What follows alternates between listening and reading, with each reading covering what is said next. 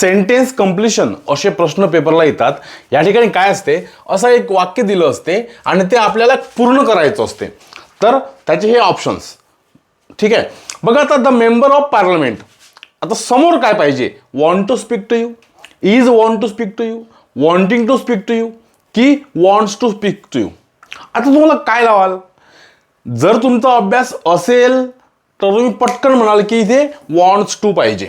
जर अभ्यास नसेल तर तुमच्यासाठी चारही ऑप्शन्स बरोबर असतात, खुले असतात आणि मग तुम्ही टोला मारता. टोला मारून पेपर निघत नसते मित्रांनो. आपल्याला प्रॉपर अभ्यास करावा लागतो, तेव्हाच कुठे असे प्रश्न सोडवता येतात. आता इथे वॉन्ट्स टू का बरं, तर सरळ सरळ विषय आहे. मी तुम्हाला नेहमी ए ग्रुप आणि बी ग्रुप शिकवत असतो. ए ग्रुपमध्ये काय काय आहे, तर आय, वी, यू, दे आणि प्लुरल नेम म्हणजे अनेक वचन. बी मध्ये काय आहे, तर ही, शी, इट, सिंग्युलर नेम. यांना V5 लागेल, तर यांना V1 लागेल.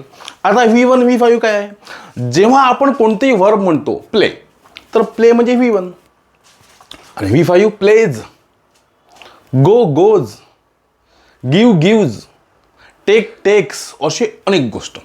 मग कोणाला यस लागेल, कोणाला ES लागेल, कोणाला IS लागेल, ते नेम तुम्हाला शिकवलेले आहे, यूट्यूबला पाहून घ्या. ठीक आहे ना. आता इथे समजा मी म्हटलं प्ले, तर या ठिकाणी प्लेज लागेल. ओके, मग आता I play cricket, we play cricket, you play cricket, they play cricket. Plural name म्हटलं अनेक वचन, तर boys play cricket, girls play cricket. पण जेव्हा आपण ही म्हणतो, he plays cricket, simple present tense आणि एम. She plays cricket, it plays cricket, boy Rajesh plays cricket. तसंच इथे मग V1 आहे तर वॉन्ट, वॉन्ट, आणि इथे काय येणार मग V5 आहे तर वॉन्ट्स, वॉन्ट्स. आता वॉन्ट लावायचं की वॉन्ट्स लावायचं हे सांगेल तुम्हाला हा करता. The member of parliament,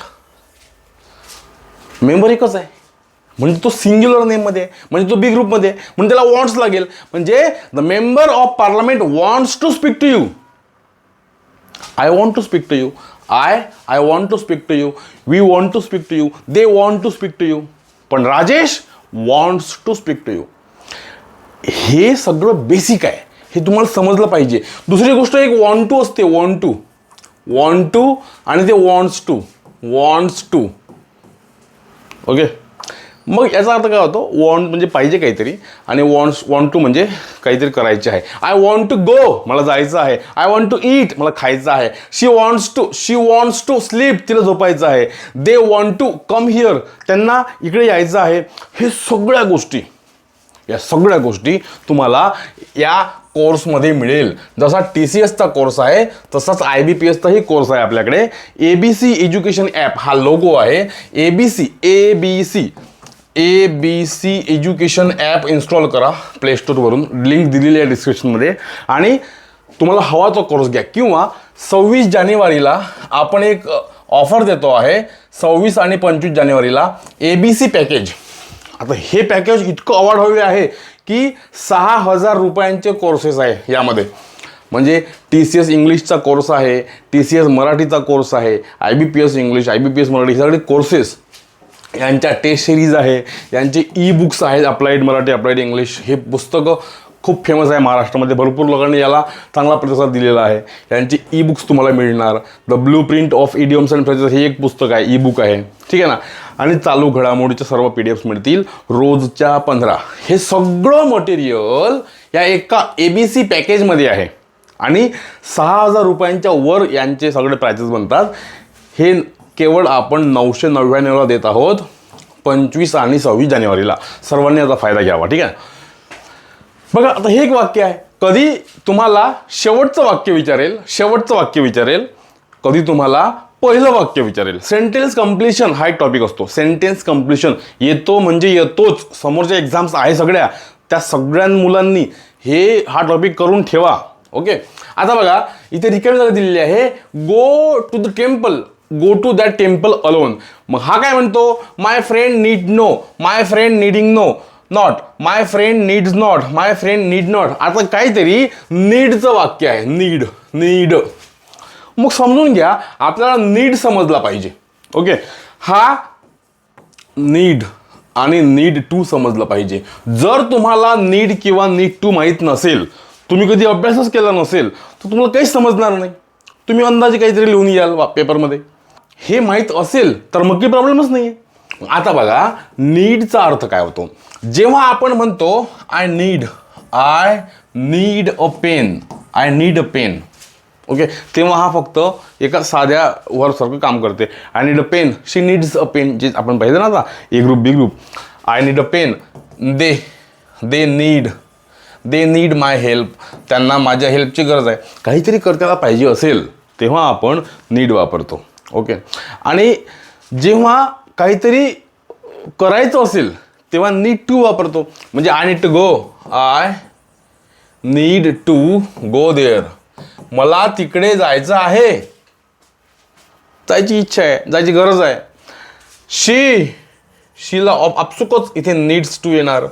she needs to join your class, तिला तुझा क्लास जॉईन करण्याची गरज आहे, वगैरे वगैरे. पण जेव्हा याचं निगेटिव्ह होते, हा बघा याचं जेव्हा निगेटिव्ह होते नीड टूचं, तेव्हा मात्र आपल्याला I need not go there असंच लिहावं लागते. नियमच असा आहे, I need not go there. हा टू आपण काढून टाकतो कधी निगेटिव्ह करताना. I need not go there, you need not talk like this, ठीक आहे ना, या पद्धतीचं नॉट नाही पाहिजे. म्हणजेच बघा माय फ्रेंड नीड नो येते का, नाही. माय फ्रेंड नीडिंग येत नाही. माय फ्रेंड एकटा आहे म्हणून त्याला नीड्स लागलं, नीड्स नॉट गो. आता बघा माय फ्रेंड नीड नॉट गो. तुम्ही म्हणाल चालो ठीक आहे बा सर, ए कट झाला बी कट झाला. आता इथं प्रॉब्लेम आहे. माय फ्रेंड नीड्स नॉट गो लिहायचं की माय फ्रेंड नीड नॉट गो लिहायचं. हा टू तर वेगळा लागलेला आहे, ठीक आहे ना. इथे नीड टू असं घेतलं नाही आपण. बघा फरक, बघा समजून घ्या फरक एकदा. हा तर कट झालाच, कारण नीड नो येत नाही, नीडिंग नॉट येत नाही. विषय आहे फक्त my friend needs not go की my friend need not go. I need to do this, I need to do this, positive झालं. नीड नंतर टू लावला आपण व्यवस्थित, नंतर डू लावलं. पण जेव्हा मी म्हणतो negative, I need not do this, I need not केलं फक्त आपण. टू कुठे गेला, गहाड झाला. I need not do this म्हटलं आपण. हा टू काय केला आपण, गहाड केला.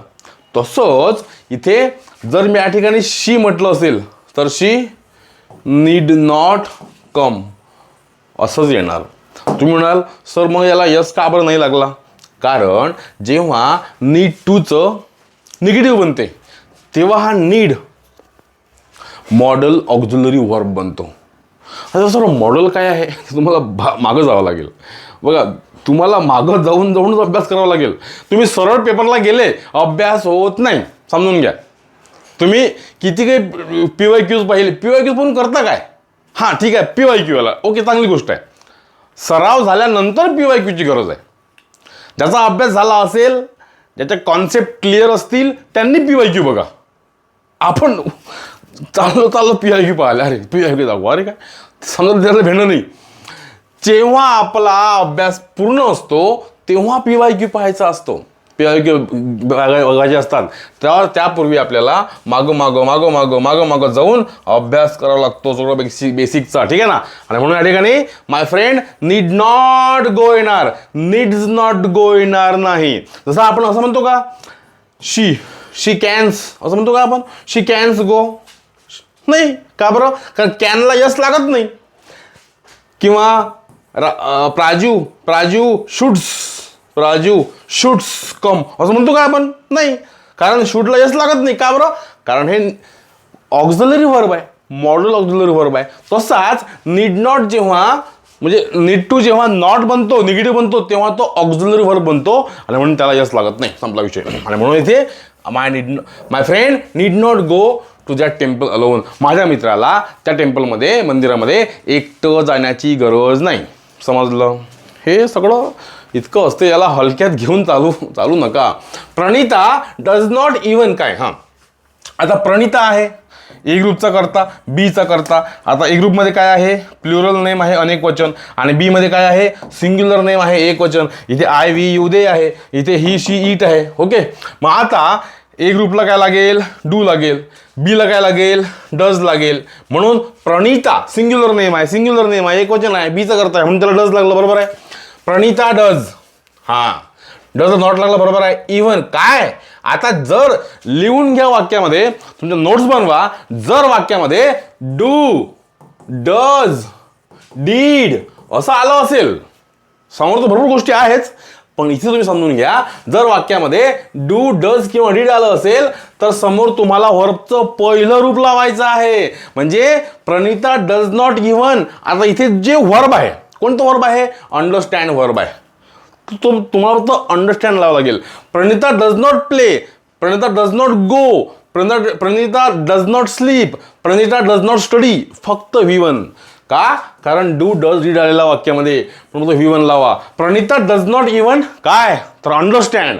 अंडरस्टँड इथे आहे, इथे आहे, इथे नाही आहे, कट. इथे अंडरस्टूड आहे, कट. म्हणजे सी डी ऑप्शन कट झाला आहे. आता फक्त इथे पाहिजे ए आणि बी पैकी एक. बघा, Pranita does not even understand even simple problem. Pranita does not even understand a simple problem. काय लागेल, ऑफकोर्स हे लागेल. इथे इव्हन इव्हन 2 वेळा झालं, गरज नसताना इथे इव्हन दिलं गेलं. Pranita does not even understand simple problem असं पाहिजे होतं. ठीक आहे, चलो. नंतर बघा, डू युअर फ्रेंड्स. आता डूने वाक्याची सुरुवात झाली. मी तुम्हाला काय म्हटलं मगाशी, की या ठिकाणी जर वाक्यामध्ये डू, डज किंवा डीड असेल तर समोर वर्बचं पहिलं रूप घ्यायचं असते तुम्हाला. Do your friends. हा, जिथे V1 आहे ते वाक्य कंटिन्यू करा. इथे गो आहे, करू शकतो. इथे मात्र गोज आहे, V5 आहे, कट करा. इथे गोईंग आहे, कट करा. इथे गो आहे, म्हणजे BC ऑप्शन कट झाले. आता AD पाहिजे, AD पैकी एक लिहा. Do your friends go to the park every Sunday. बरोबर आहे. Do your friends go to the park ever Sunday. Right, ever Sunday नाही, एव्हरी संडे पाहिजे. समजलं ना. म्हणजे हा सेन्स तुम्हाला सरावाने येऊन जाईल. आपलं जे हे पुस्तक आहे अप्लाइड इंग्लिश, या पुस्तकामध्ये अशा प्रत्येक गोष्टींचा सराव घेतलेला आहे ज्या गोष्टी पेपरला विचारल्या जातात. समजलं ना. हे पुस्तक प्रत्येकांकडे असू द्यावे, प्रत्येकांकडे. हे पुस्तक मागवण्यासाठी एक नंबर लिहून घ्या ऑफिसचा, 7620905929. हा नंबर लिहून घ्या. या नंबरला कॉल करा आणि घरी पोच पुस्तक मागवा. चलो, काहीतरी ऑफर सुरू आहे, लगेच पाहून घ्या 15-26 जानेवारीच्या दरम्यान. Does your brother always. Does आहे ना वाक्यात. वाक्यात जर डू, डीड किंवा डज असेल तर समोर V1 लावायचा. मग बघा, does your brother always wear black shoes, wear black shoes, wear black shoes, wears black shoes. म्हणजे इथे विषय आहे WEAR. वेअर म्हणजे परिधान करणे किंवा घालणे, कपडे घालणे, कपडे परिधान करणे. Does your brother always. Does नंतर काय पाहिजे वाक्यात, वर्बचं पहिलं रूप पाहिजे. वेअर ओर लागेल का, नाही. हा वेअर तर वेगळाच आहे. हा वेअर, हा वेअर, हा वर. ठीक आहे ना. म्हणजे इथे वॉज वेअर मधला वेअर आहे. हा मेन वर्ब आहे. हा समजा मॉडेल नाही, ऑक्झिलरी वर्ब आहे, म्हणजे हेल्पिंग वर्ब आहे. ठीक आहे ना. म्हणून इथे चालणार नाही. हा वेअर चालेल बघ, पण वेअर्स चालणार नाही परत, कारण हा V1 आहे, हा V5 आहे वेअर्स. जर वाक्यात डू, डज, डीड आहे तर समोर फक्त V1 पाहिजे असते. इथे तर हा V5 आहे, इथे तर चुकीचा शब्द आहे, इथे तर V2 आहे, हा V2 आहे. म्हणून कोणतं उत्तर बरोबर आहे, wear black shoes. Does your brother always wear black shoes. तुझा भाऊ नेहमीच काळे शूज घालतो का, याचा त्याचा अर्थ होतो. If all of the boys meet him. जर त्याला सगळे मुलं भेटलीत. मीट म्हणजे भेटणे. इफचं वाक्य आहे ऑल ऑफ द बॉईज. हा करता आहे. करता कोणता आहे, all of the boys. He phrase बघा एकच आहे. ऑल ऑफ द बॉईज हा झाला करता, हा झाला व्हर्ब, हा झाला करता म्हणजे सब्जेक्ट, आणि हा इफ. आता इफची कंडिशन आहे, if all of the boys कोणत्या ग्रुपचा करता आहे, सांगा, ए ग्रुपचा की बी ग्रुपचा? बॉईज आहे की नाही, आणि ऑल पण आहे. ऑल ऑल ऑल महत्वाचा, ऑल ऑफ द बॉईज. या ठिकाणी ऑल आहे, अनेक वचन आहे, म्हणून तो करता ए ग्रुपचा आहे, कारण इथे आहे प्लुरल नेम. ओके. जर इथं असतं वन ऑफ द बॉईज तर मग तू इथे आला असता, सिंग्युलर मध्ये आला, बी मध्ये आला असतो. ठीक आहे ना. बघा, if all of the boys meet him, जर सगळी मुलं त्याला भेटली तर बघा काय, he will give us real information, she will give us real information. जर इथे हिम आहे तर समोर शी नाही पाहिजे, शी नाही पाहिजे. म्हणजे आपले ऑप्शन तर कटले बी सी, मग राहिला ए आणि डी. मग बघू काय तिथे. If all of the boys meet him, जर सगळे मुलं त्याला भेटली तर मग he will give us real information, he will gives, नाही नाही नाही, गिव्ज पण नाही. तुम्हाला मी काय म्हटलं, डू, डज, डीड यानंतर वाक्यामध्ये फक्त आणि फक्त V1 येईल. त्याचप्रमाणे जर मॉडल ऑक्झिलरी व्हर्ब आला असेल, लिहून घ्या तुमचे नियम, विल, शॉल, कॅन, कुड, मे, मस्ट, माइट, सगळे मॉडल ऑक्झिलरी व्हर्ब आले असेल तर त्यानंतर फक्त आणि फक्त व्हर्बचं पहिलं रूप येईल. ठीक आहे. गिव्ह, फक्त गिव्ह पाहिजे, गिव्ज नाही पाहिजे. म्हणजे कॅन, कुड, shawl, should, will, would, may, must, might जर असेल तर फक्त V1 लावायचा. हा नियम वेगळा आहे की त्यानंतर जर बी लागलं तर मग V3 लागते बा, तो नियम वेगळा. इथे कोणतं बरोबर आहे, हे करेक्ट आहे. 6. Tell him to bring his bicycle inside. Tell him, त्याला सांग, काय सांग, to bring his bicycle inside. त्याला सांग त्याची सायकल आत आणायला. Tell him to bring his bicycle inside, त्याला सांग त्याची सायकल आत आणायला. आता वाक्य आहे इफचं. If he leaves it outside, if he leaves it outside. आता हिला इज, ही जे आहे ही करता बी ग्रुपचा आहे, त्याला V5 लागला, बरोबर आहे. If he leaves it outside someone may steals it, someone may steals it. जर त्याने ती सायकल बाहेर ठेवली तर कोणीतरी चोरून घेईल. ठीक आहे. एक शक्यता वर्तवली की त्याला सांग सायकल आत आणायला, त्यानं जर बाहेरच ठेवली तर कोणतरी चोरून घेईन, बरोबर आहे. ओके. पण आता मी काय म्हणतो तुम्हाला, if he leaves it outside बरोबर आहे, इथपर्यंत बरोबर आहे. समवन मे पर्यंत बरोबर आहे, पण मे नंतर काय पाहिजे, स्टील्स नाही पाहिजे, फक्त स्टील पाहिजे. स्टील, STEAL, स्टील म्हणजे चोरणे, हा V1 आहे. आणि तुम्हाला काय म्हटलं, जसं या ठिकाणी डू, डज, डीड नंतर V1 पाहिजे, तसंच विल, शॉल, कॅन, कुड, मे, मस्ट, माइट. ठीक आहे. म्हणजे कॅन, कुड, shawl, should, will, would, may, must, might च्या नंतर फक्त V1च असलं पाहिजे. म्हणजे मेच्या नंतर काय पाहिजे, फक्त V1 पाहिजे होतं, स्टील्स नव्हतं पाहिजे, स्टील पाहिजे. बघा ते कुठं आहे. If he leaves it outside someone may not steal it. आता इथे मे नंतर स्टील आहे, पण नॉट कशाला पाहिजे हो, त्या वाक्याचा काहीतरी सेन्स असला पाहिजे ना. त्या वाक्याचा सेन्स कोणता आहे की आपला मित्र जर घरी सायकल घेऊन आला असेल, आपल्या आजीनं आपल्याला सांगितलं की त्याला सांग सायकल आत घेऊन ये, बाहेर ठेवू नको, नाही तर कोणी चोरून घेईन बा. असते रोजचे लपंगे, पटकन हात मारते. ठीक आहे ना. मग आता त्याची आजी त्याला सांगितलं की त्याला सायकल घेऊन ये अंदर, नाही तर कोणतरी चोरून घेईल. मग मला सांगा, tell him to bring his bicycle inside, त्याला सांग त्याची सायकल आत आणायला. If he leaves it outside someone may steal it, असंच पाहिजे, मे नॉट स्टील इट. त्याला सांग त्याची सायकल आत घ्यायला, नाही तर मग कोणी चोरणार नाही. बघा नियम तर बरोबर आहे, मे नंतर V1 आलं, पण सेन्स जो आहे वाक्याचा तो चुकला. म्हणजे कधी तुम्हाला टेन्स म्हणजे ग्रामर बघायचं आहे तर कधी तुम्हाला वाक्याचा सेन्स बघायचा आहे. समजलं. चलो, मग इथे नाही पाहिजे.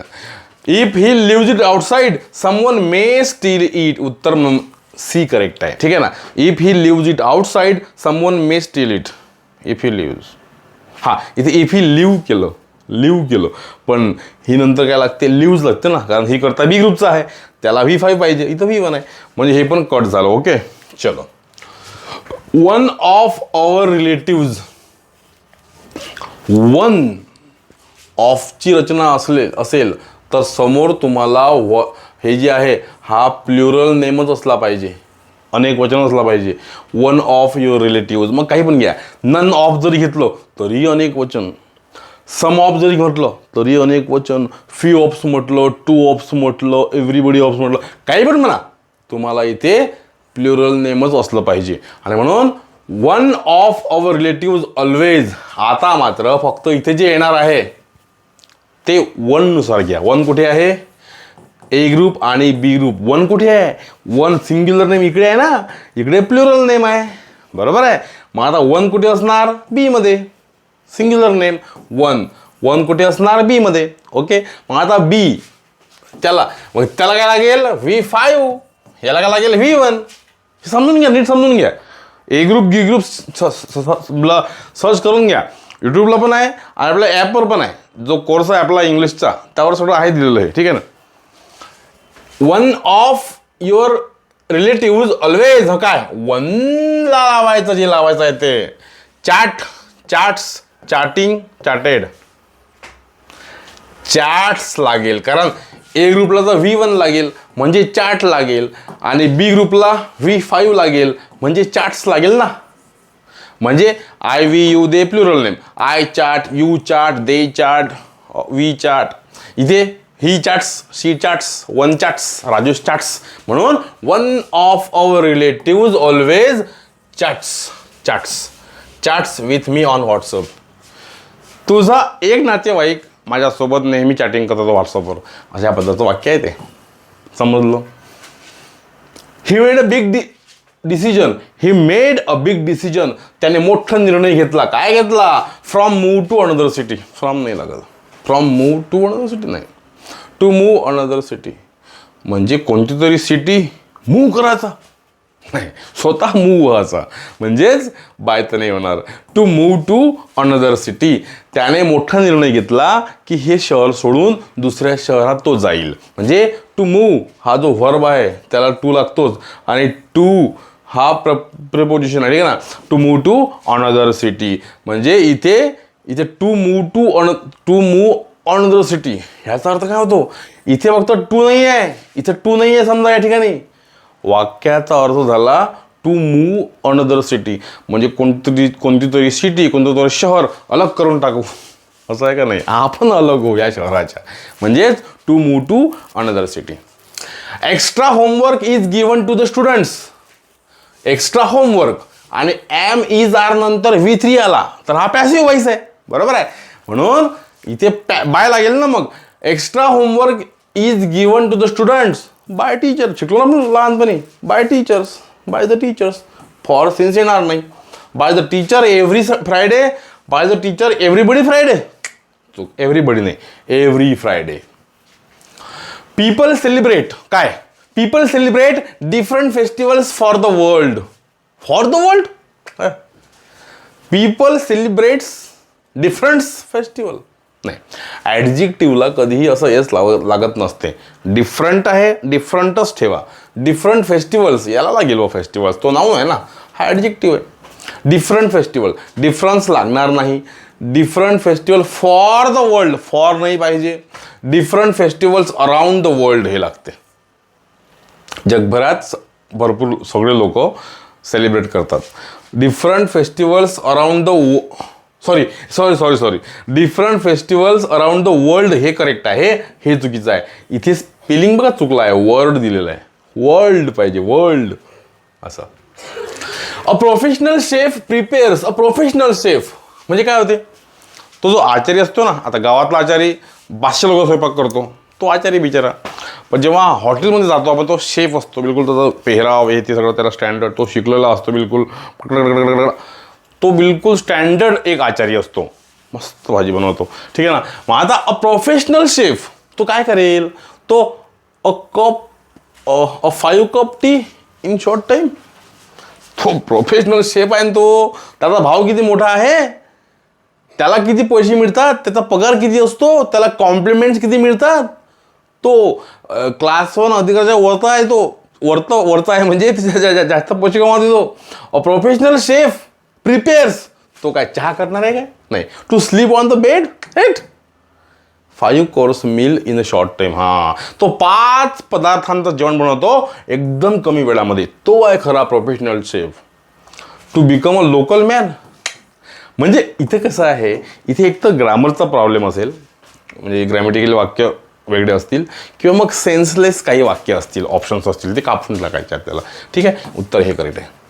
माय फेवरेट ऑथर रिलीजेस. माझा फेवरेट ऑथर, ऑथर आहे तो, माझा फेवरेट आहे, म्हणजे तो काहीतरी मोठा असेल तर माझा फेवरेट ऑथर, माय फेवरेट ऑथर लेखक होते. रिलीज, त्यानं रिलीज काय केलं बघा, ऑथर एकटा आहे म्हणून त्याला V5 लागलं. रिलीजेस काय केलं त्यानं, release a new statement every year. Statement करतो का तो काय नेता आहे का तो? A sentence hate. A new album कशाला करेल तो लेखक आहे ना. A new book for readers every year. म्हणजे माय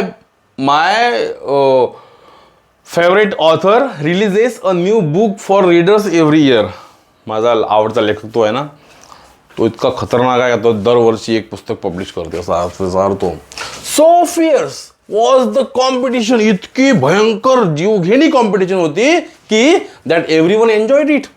एव्हरीवन एन्जॉय करेल का ती कॉम्पिटिशन? नाही. सांगायचं दात वेगळे, आदर्शवादी. नाही बा आपल्याला बा स्पर्धा आवडते, आपण स्पर्धेतून इथपर्यंत आलो. ते बिग बॉसवाले, आपण मी मेहनत थांब ना थोडासा, सगळं घेतलं ना मेहनत. So fierce was the competition. इतकी भयंकर, इतकी जीवघेणी स्पर्धा होती की किती लागणारच आहे, किती लागणारच आहे. एव्हरीवन एन्जॉयड नाही करत. That many firms went bankrupt. हां, येऊ शकते. इतकी भयंकर, इतकी जीवघेणी स्पर्धा होती की मेनी फर्म्स म्हणजे काय होते, कंपनी, अनेक कंपन्या बँकरप्ट झाल्या. बँकरप्ट म्हणजे काय होते, नादार झाल्या. नादार म्हणजे बँकेचं लोन घेतलं पण चुकवू शकल्या नाही, बंद पडल्या असं. ठीक आहे. So fierce was the competition, it was very interesting. असं काय बोलण्यासाठी बरोबर आहे, पण प्रत्यक्ष प्रॉब्लेम फेस करताना नाकी नाव येते. Because the prizes were good. Despite his best efforts. Despite म्हणजे काय होते, असे असून सुद्धा.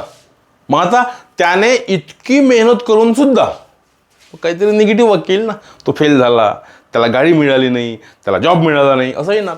ही अचीव्ड ग्रेट सक्सेस नाही, पॉझिटिव्ह नाही येणार. तो काय म्हणतो, despite.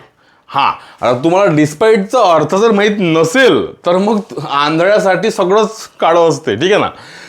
Despite his best efforts, तुझ्या म्हणजे डिस्पाईटचा अर्थ जर तुम्हाला माहीत नसेल तर मग काही तुम्हाला हे नाही, म्हणजे तुम्हाला समजत नाही. डिस्पाईटचा अर्थ माहीत असेल तर समजते. डिस्पाईट म्हणजे काय होते, म्हणजे अशी असून सुद्धा. हिज बेस्ट एफर्ट्स, त्याने खूप मेहनत घेतली, त्याने खूप एफर्ट्स घेतले, मग तरीही तो नापास झाला वगैरे, निगेटिव्ह काहीतरी घ्या. ही अचीव्ड गुड ग्रेट सक्सेस नाही. ही वॉज प्रेज्ड, त्याला काहीतरी स्तुती केली नाही. ही फिनिश टास्क अर्ली नाही. He fail to success the deal. इतकी मेहनत करून सुद्धा त्याने डील सक्सेस नाही केली, त्यानं काम सक्सेस नाही केलं. सच वॉज हिज ॲरोगन्स. त्याचा इतका ॲरोगन्स होता, तो इतका खतरनाक बोलला. उद्धट. ॲरोगन्स म्हणजे काय, ते उद्धटपणा synonym. Such was his arrogance that he loved by all. त्याला प्रत्येकाकडून प्रेम मिळालं, अरे hit. And he was very kind, अरे hit. Such was his arrogance. त्याचा इतका उद्धटपणा होता की नोबडी लाईक्ड हिम. त्याला कोणी लाईक नाही करत. असं म्हणतो ना आपण, अरे वा एवढा खतरनाक आहे तो, एवढा बेकार आहे तो, इतका उद्धट आहे का त्याला कोणी हुंगत नाही, असं म्हणतो ना आपण. ते हे नोट हां, बिकॉज ही इज हंबल नाही. ॲरोगन्सचं तर हंबल हे तर अपोजिट झालं, अँटोनिम झालं. सच वॉज हिज ॲरोगन्स झाला आहे. As soon as the result were declared. जसा रिझल्ट डिक्लेअर झाला तसाच शी सेलिब्रेटेड. तिने सेलिब्रेट केलं. दॅन शी सेलिब्रेट नाही, व्हेन शी सेलिब्रेट नाही, देन ही सेलिब्रेटेड नाही. जसा निकाल लागला तसाच तिने एन्जॉयमेंट सुरू केली. किंवा आपण असं म्हणतो ना, as soon as he passed his MBA he join the company. काही दॅट फॅट लागत नाही त्या ठिकाणी. ऑल्दो म्हणजे काय, जरी तरी. इफ म्हणजे काय होते, जर तर. मराठीमध्ये सोय आहे जर तर, जरी तरी म्हणायची, पण इंग्लिशमध्ये तशी नाही आहे सोय. इफ फिफ म्हणत नाही आपण, ऑल्दो फॉल्दो म्हणत नसतो. आणि म्हणून although he was the most qualified candidate, जरी तो मोस्ट क्वालिफाईड कॅन्डिडेट होता. आता समोरचा की काय पॉझिटिव्ह येईल का, निगेटिव्ह येणार ना. म्हणजे जरी तो मोस्ट क्वालिफाईड कॅन्डिडेट होता तरी त्याला तिकीट नाकारली, तरी त्याला सक्सेस मिळाला नाही, तरी तो नापास झाला, तरी तो मुलाखत पास होऊ शकला नाही. बरोबर आहे ना. हां, म्हणजे वाक्याचा सेन्स पण बघायचा. Although he was the most qualified candidate he got a good job hate. He was rejected, हां हे होईल. He was selected hate. He was accepted, अरे नाही, he was rejected in the interview. मित्रांनो, तुम्हाला या पद्धतीचा अभ्यास असला तरच तुम्ही काहीतरी सक्सेस मिळवू शकता, अदरवाईज नाही. तुम्हाला इतर तिन्ही विषय येईल, मराठी येईल, मराठी पण तसंच आहे ॲक्च्युली, समजलं पाहिजे. बोलतो मराठी आपण, आपले आईबाबा मराठी बोलते, संपूर्ण महाराष्ट्रातल्या ग्रामीण भागात सुद्धा मराठी बोललं जाते, पण त्यांना पेपर द्या बरं 25 प्रश्नांचा, नाही सोडवता येणार. म्हणजे बोलणं वेगळं, पेपर सोडवणं वेगळं. म्हणून आपली लँग्वेज आहे, अकॅडमी आहे. लँग्वेजमध्ये तुम्हाला प्रत्येक गोष्टी नीट समजल्याच पाहिजे. सोबत तुम्हाला GS आणि मॅथ्स करायचा आहे, संपला विषय, निघाला पेपर. अडते कुठं, अडते फक्त तुम्ही अभ्यास नाही करत. इंग्लिश आहे, अरे बाबा असं करता, असं नका करू, बिलकुल त्याला धडक द्या इंग्लिशला. तुमच्यासोबत मी आहे. Okay, ABC education app install करा, लिंक दिलेल्या डिस्क्रिप्शनला. काहीही अडचण आली तर मोबाईल नंबरसुद्धा दिलेला आहे, ऑफिसचाही दिला, माझाही दिला. ठीक आहे, अनिवार्य असेल तर मला फोन लावा, नाहीतर ऑफिसला तुम्हाला सगळी माहिती मिळेल, लिंक मिळेल आणि सगळ्या गोष्टी मिळून जाईल. ठीक आहे ना. काहीही अडचण आली तर मला बिनधास्त फोन लावा अभ्यास करताना. काही अडचण आली फोन लावा, मॅसेज टाका, नाही उचलला फोन तर ठीक आहे, सगळं करा. मी तुमच्यासोबत 100% आहे. आणि तुमच्या जिल्ह्याचं नाव कमेंट करा. ठीक आहे, मित्रांसोबत हे शेअर करा, सगळं हे लिंक शेअर करा या व्हिडिओची. प्रत्येकापर्यंत मेसेज गेला पाहिजे, व्हिडिओ गेला पाहिजे, हा प्रत्येकामध्ये लेक्चर गेलं पाहिजे, त्यांना समजलं पाहिजे की हे कसं पेपर राहायचं बरोबर. ठीक आहे. आणि ABC एज्युकेशन नावाचं टेलिग्राम चॅनल पण जॉईन करून टाका. थँक्यू.